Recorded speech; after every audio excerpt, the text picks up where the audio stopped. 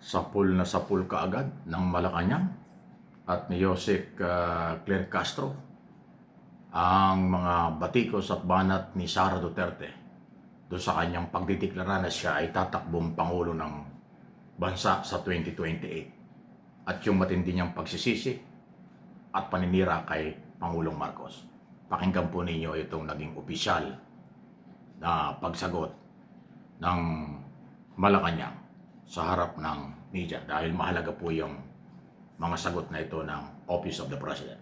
Kung tumagat na inyong mga katanungan. Ayan o. Unang tanong mula kay Ivan Mayrina, GMA sa... Ayan o. Good morning, Open forum. Yusek. Vice President Sara Duterte has declared her intention to run for president in the 2028 elections.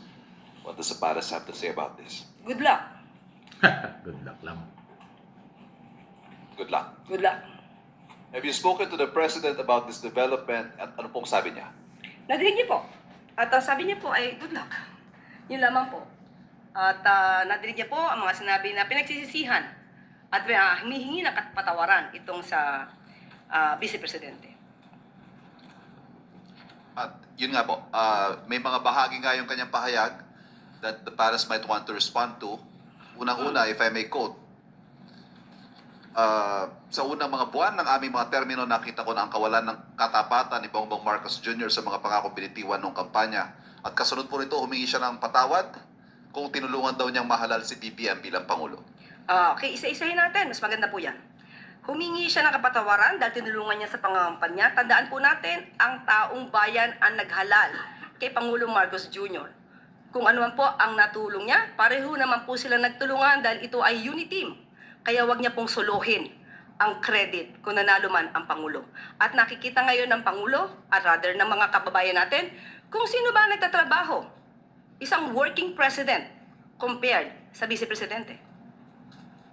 Isa pa ho, again, if I may quote, di ko kinaya maging bahagi ng 2025 budget na tad ng katiwalian, pinili kong umalis sa gabinete kahit alam ko na since 2023 ang magiging kapalit ang aking impeachment. Pinag-uusapan po ba ang korupsyon, ang katiwalian?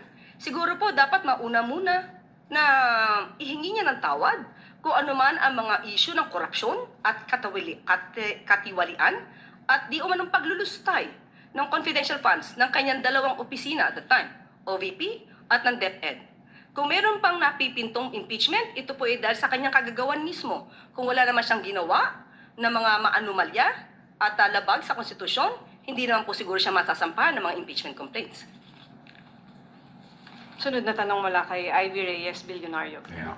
Pakinggan natin Follow-up ha. lang po, Yusek. Makabayan Block said that the premature presidential bid of the Vice President is a move to shield herself from the impeachment. Does the palace share this sentiment, or what can you say about that?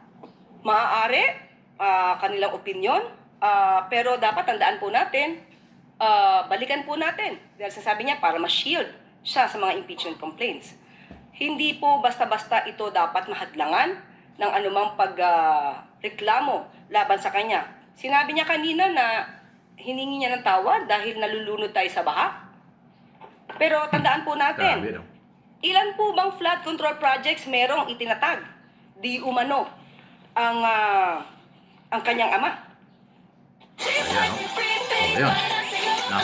Nasilip pati yung kanyang ama sa mga flood control kasi ang pinag-usapan dito, matindi raw ang pagbaha. Para bang dito lang nangyari ang pagbaha sa Marcos administration. Ay ba sandali? Ilang dekada nang binabaha tayo. Pero parang pinapalabas ni Sara Duterte, ngayon lang may baha. Ang kanyang ama. Ayan o. 13,917 Wow. na flood control projects na mukhang hindi naramdaman. Dahil kung meron 13,917 flood control projects, dapat naramdaman natin at medyo humupa ang pagbaha sa Pilipinas. Huwag niya rin pong kalimutan. Ito, aking pong kinuha ng mga report. 2016, meron pong local lane na bagyo na Nina na nagdulot din ng pagbaha. 2017, Orduha. 2018, Ompong. Nagkaroon ng massive landslide sa Benguet. 2019, Tisoy. 2020, Ambo. Lahat po ito ay may pagbaha. Taong 2020, Rolly. Ito po ang strongest landfalling typhoon noong 2020, nandyan din po ang Ulysses, Odette, at Agaton. So, hindi po pwedeng magmalinis na wala nangyaring pagbabaha sa panahon ng kanyang ama. At nandito pa rin po ang ibang report at aking ipapakita. 2021, nagkaroon po ng malawakang pagbaha sa Davao City kahit walang bagyo. Ito po ang isa. At ang sumusunod, ito lamang po ang aking na-print at marami pa po if you will research. Duterte's sluggish typhoon Reich recovery spending. Ayan po ang nangyari. Taong 2021. Hindi niya po makakaila ang mga pangyayaring ito.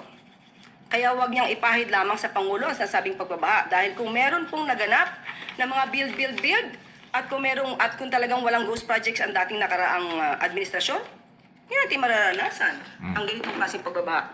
2018, Hindi faced with disaster, Duterte falls from view. Grabe. Ito po, at the time, ay Nakikita ebidensya. wala at hindi makita ang dating Pangulong Duterte. So, ang mga issue pong ito, marami pa po siyang dapat na ihingi ng tawad. Akin pong i-enumerate. At mukhang nakalimutan niya itong ihingi ng tawad. Una po, Ay, isa-isa. mas dapat niyang inunang humingi ng tawad sa taong bayan, lalong-lalo na sa mga biktima ng EJK. Dapat niya rin pong ihingi ng tawad at nakalimutan niya nang siya ay magsabing mayroon siyang kilalang assassin at handa siyang magpapatay. At ang assassin na to ay nag-agree or sumang-ayon sa kanyang plano. Dapat ihingi niya rin ng tawad ang mga fake news na ibinandera niya sa taong bayan. Ipaghingi rin niya po ng tawad ang mga pagbabakasyon, personal trip. At itong taon na 2025 ay gumastos ng 7 million, if I'm not mistaken, 2025, gumastos ng 7 million for the staff and the security for her personal trips. Wow. Dapat po rin niya ihingi ng tawad nang tinanggap niya ang pagiging sekretary ng DepEd kahit inamin niya na wala siyang kaalam-alam sa pagiging sekretary ng DepEd. Grabe. At pati ang matatag curriculum ay hindi niya na-review dahil inamin niyang wala siyang alam. Malaking kasalanan po yan sa taong bayan. Wow. Yan ang matindi. Joseph Castro ang nagsalita at sumagot. Sinagot lahat ang paratang tungkol sa baha, korupsyon at iba pa. Pati yung 7 million daw nung nakaraang taon ginastos sa pagka-travel ng mga security staff. Ay pera ng taong bayan yan Yung kanyang mga biyahe, official ba yun? O saan ba siya nagpunta? Bakit siya biyahe? Kasi pagka official ang biyahe, dapat may report. Ano ang kanyang ginawa doon sa kanyang biyahe? Kung personal ang biyahe, tapos pera ng bayan pala ang ginamit, abay another corruption yan. Matindi. Umpisa pa lang po yan. Kung anong ingay ni Sara Duterte laban sa Pangulong Marcos at administrasyon, nandyan si Joseph Castro na isang sinasagot. May dokumento, may resibo pa. Nako, may picture pa. Matindi.